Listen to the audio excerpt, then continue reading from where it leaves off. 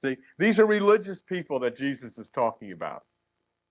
People who demonstrate the symbols, but they don't convey the meanings. They want to be noticed. So it's very important for these people to be noticed. Very important. See, they have special robes and special clothes, and they have churchy churches with stained glass and all of this thing, because it's very important that people notice it. It's very important that they look traditional.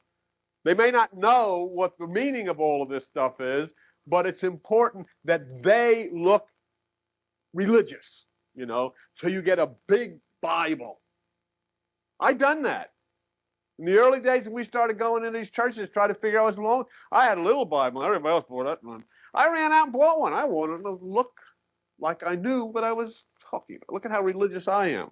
I got a big one, and it's got red letters in it. Well, look at that. Must mean I am something special. Sure, we've all done that, right?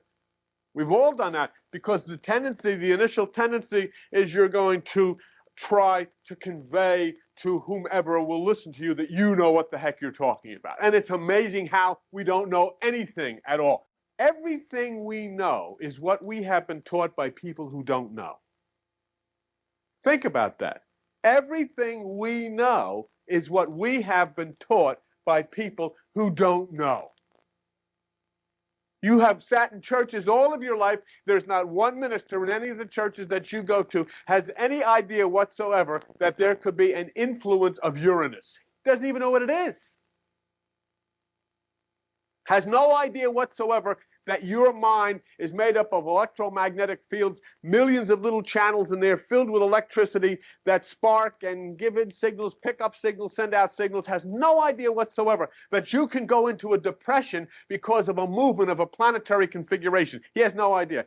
Will advise you how he thinks you should get out of it, not knowing you're being influenced by something that's up in the sky. So he tells you things, and you go home and you try to put into practice what he instructed you to do, not knowing that you're being bombarded by these types of vibrations and these types of transmissions of frequency that are coming from the universe. And that God here tells you what to do.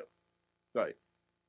So here you think you know, he thinks he knows, and yet we're, as Jesus said, what? One blind man leading another blind man, and what happens? They both fall in the ditch. It's exactly what Jesus said.